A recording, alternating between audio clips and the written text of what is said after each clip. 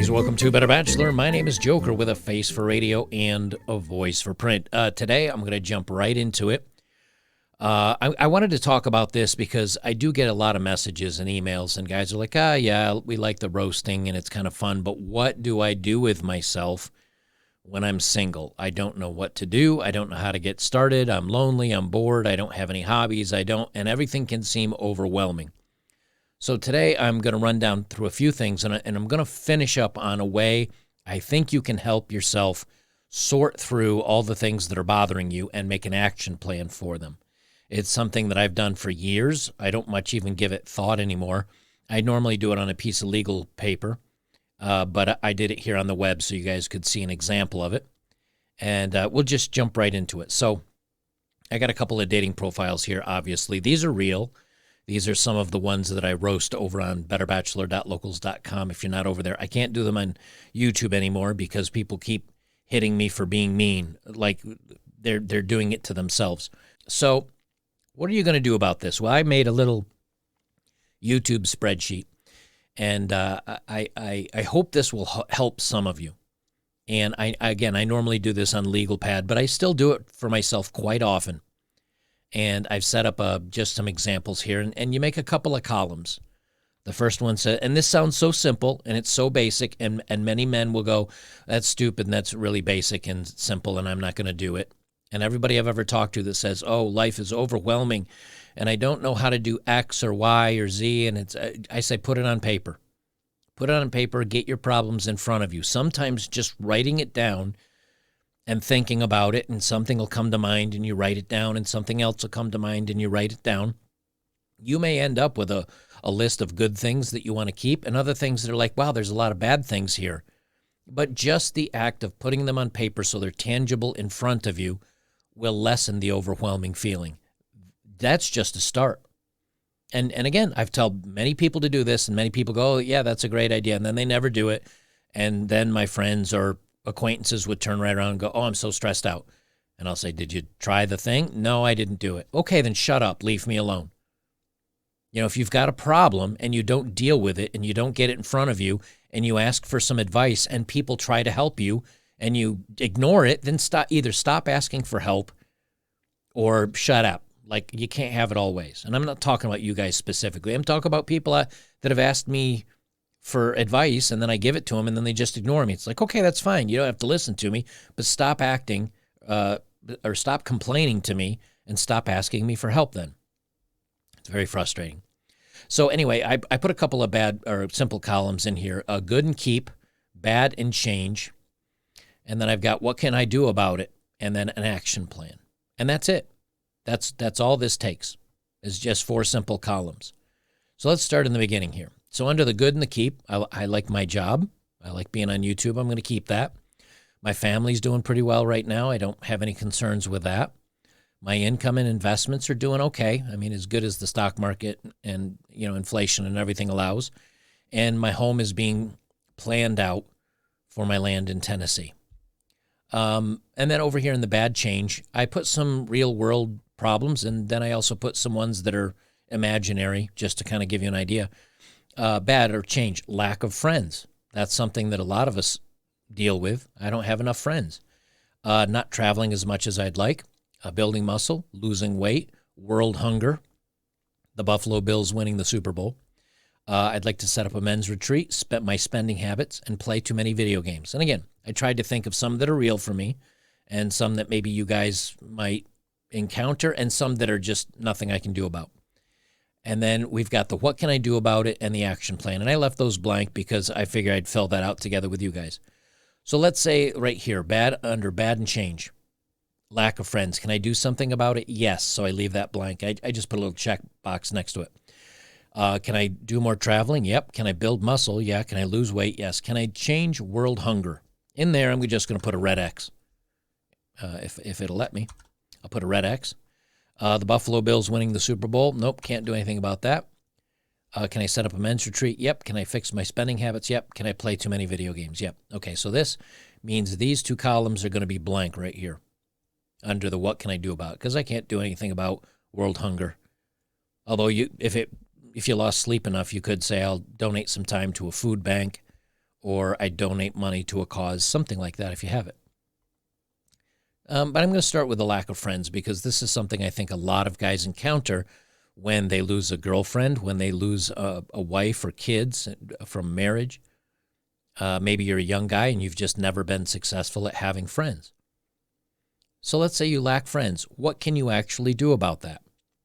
Well, I mean, again, this is why I do it by hand, because it's much easier to line everything up. You can draw arrows or flip pages or whatever. But what can you do about lacking friends? Obviously, meeting more people. But how do you do that? Okay, well, let's just start. What can I do? What can I do about it? Let's say meet more people.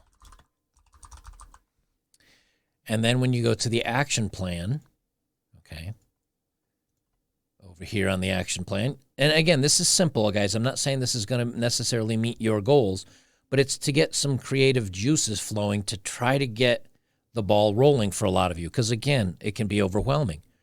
What's an action plan for that? Join a club. Participate in hobbies and hobby groups. Social interactions, whatever that might be. Again, this is just kind of to give you an idea of doing this. Not traveling as much as I like. What can I do about it? Travel more. But cheaply. And then kind of the same thing. Come over here. What's the action plan to it? Go hiking. Now you know why I don't write very much. Go hiking. Buy a bike. Even a cheap one to get started. Look at local travel destination. Right? And again, we're not going to solve all your problems here in 15 minutes. But I'm trying to, again, kind of get you thinking about this thing. Building muscle. Go to the gym more.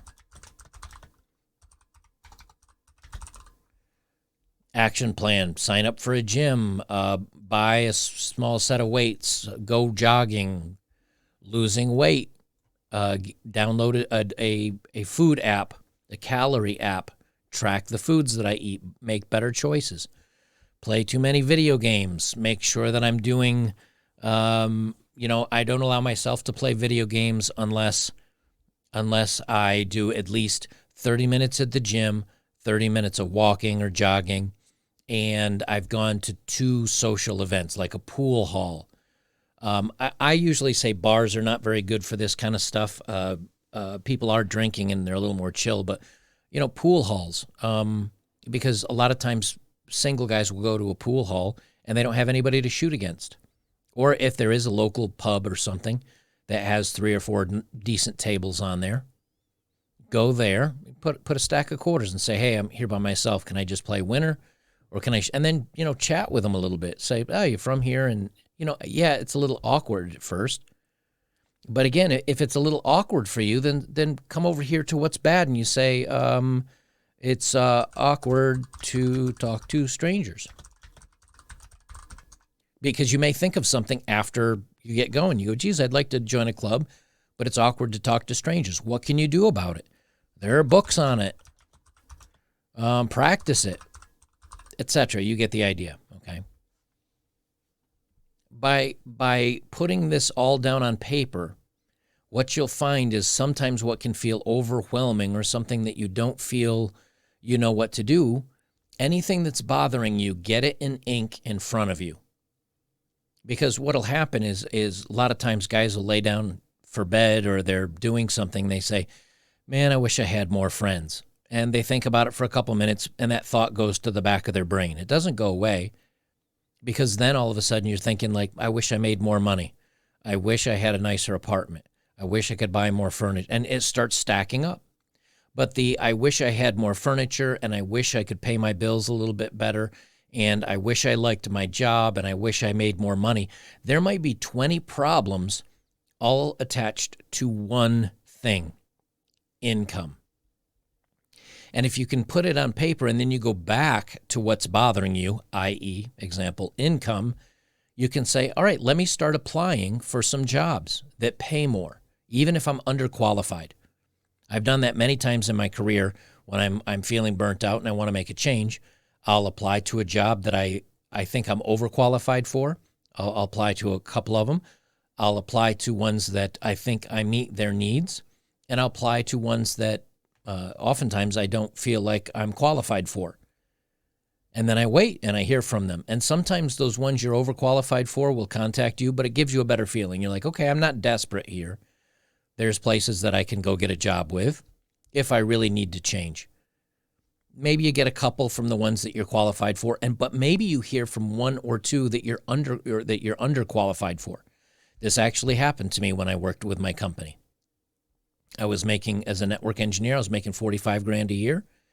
And I was working with a contractor at the time, and they told me about a job position. They said, hey, we want you to try out for this job position that was like $50 an hour.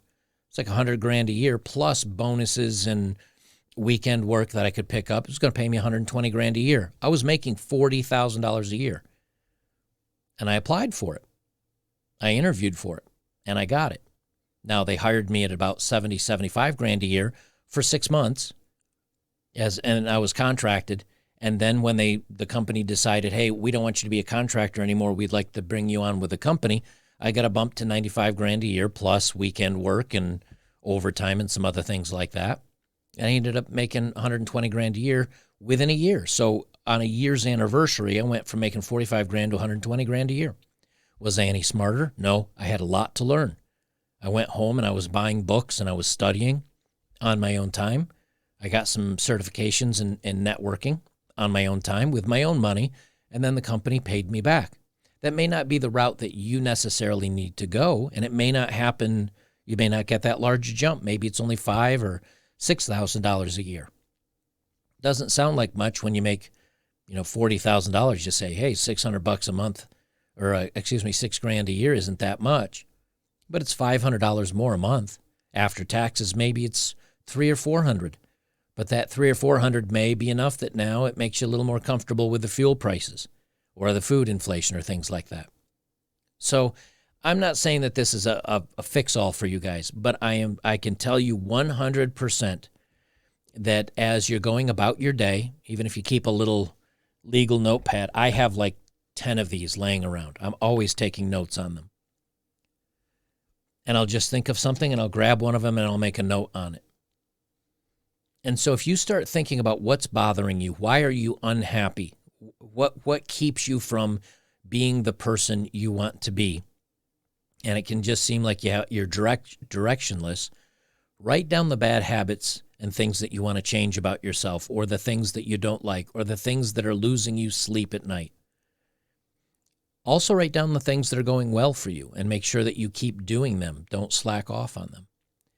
And then say, is there something I can do about this? Now, it's easy to say, nope, can't do anything about it. But you know something? You actually can. In many, many cases, you can actually do something about it.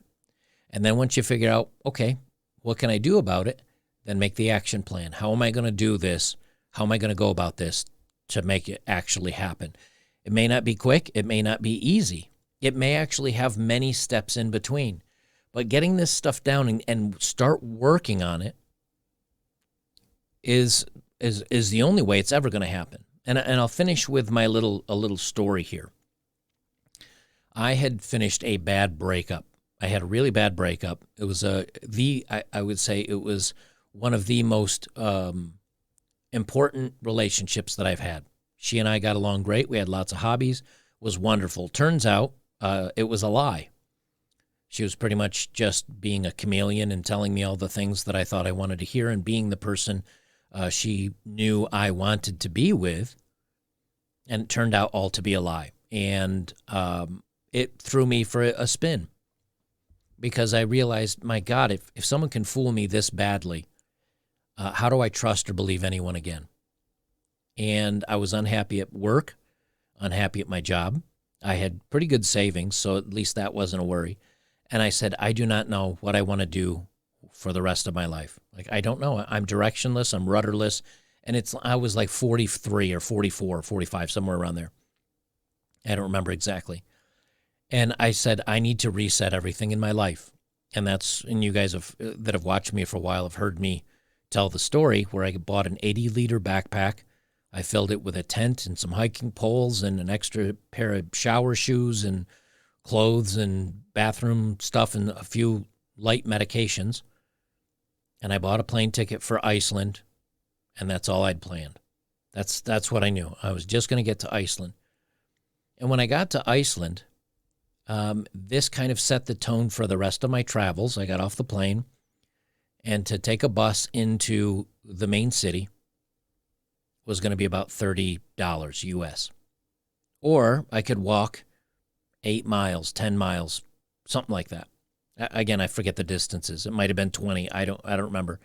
But I said, you know something? I'm just going to walk. I'm going to try to keep this as cheap as I can and exercise, and I'm here for the experience.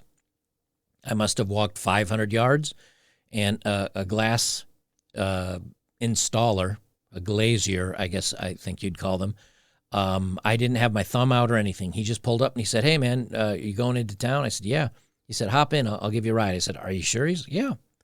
Gave me a ride into town, showed me where the U.S. Embassy was, explained the difference between the grocery stores, how one was kind of cheaper and a little more generic and the other one was higher end.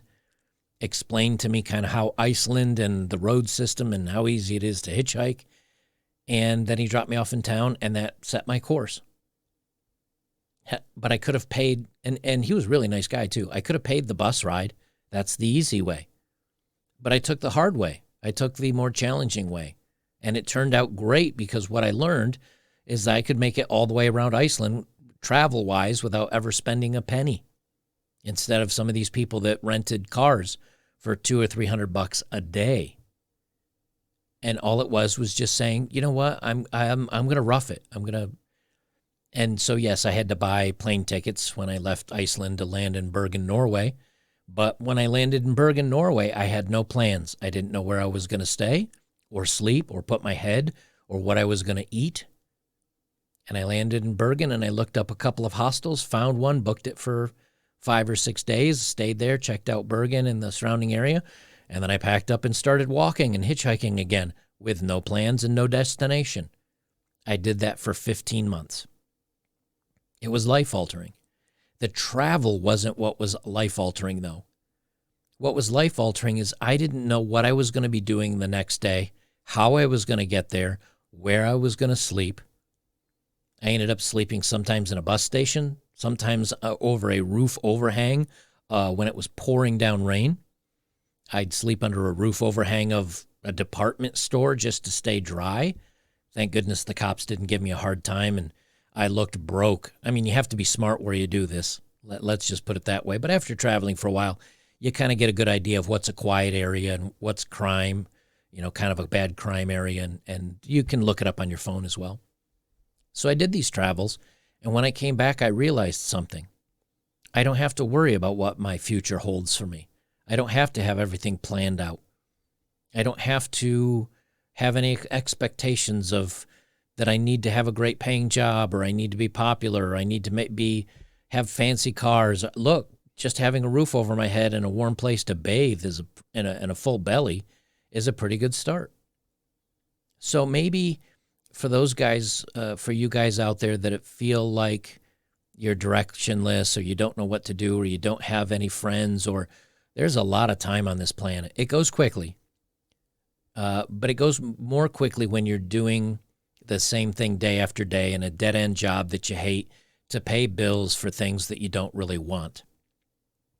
Simplifying your life, making life easier, doing things you actually enjoy, and having small, short-term, easy-to-reach goals as well as long-term, hard-to-reach goals is really what's going to make you happy. It's what's going to drive you forward. And most recently, you guys, again, that have watched me for a while, you know that I've only been in Montana for since last August. So whatever that is, 10 months or something. I came here to live, check it out, do some skiing up in some of the passes, and I did. And now I'm packing up and I'm getting ready to move to Tennessee, where I've bought land. I'm going to build a house. And once the house is done, I got a cargo trailer that I'm going to turn into a little camper, and I've got a teardrop that I'll probably end up modifying, and still got my bus to get from Wyoming to my land at $20 a gallon for diesel. And I'm going to have a brand new home, and I still plan to travel, and I still want to meet friends, and I want to go to the gym and get muscle, and I want to go back and find a new gym where I can do jiu-jitsu and martial arts, maybe do CrossFit again, maybe train for another ultra marathon. And then when you ask me, are you bored? Or how do you manage without friends? My God, I don't have enough time for friends because there's so many things I enjoy doing by myself, for myself, because I have action plans and I have things I want to change about myself. So maybe give that a little bit of thought for you guys that feel directionless. Pick something that is a dream, just something that's really important to you, whether it's having a sports car or whatever, and then make it happen. And even if that thing was, God forbid, if you're crazy enough to be married and have a family, you might say, okay, well, that means maybe I need to move to the Southeast Asia or to Poland or South America, wherever maybe Brazilian butts turn you on and you want to be down in Brazil. Okay, then find ways to make that happen. Money-wise, job-wise, where you're going to live, how you're going to make it. But if it's just a dream and you never chase after it, you're going to end up leaving this world unfulfilled, miserable, and pissed off.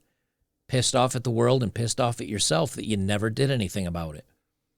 So start with listing it. Start with an action plan, and then just go get it. And I think if you do, I think you'll find life is a lot more fulfilling, and you won't be so worried about the little things you can't change, and you'll actually change the things that you can.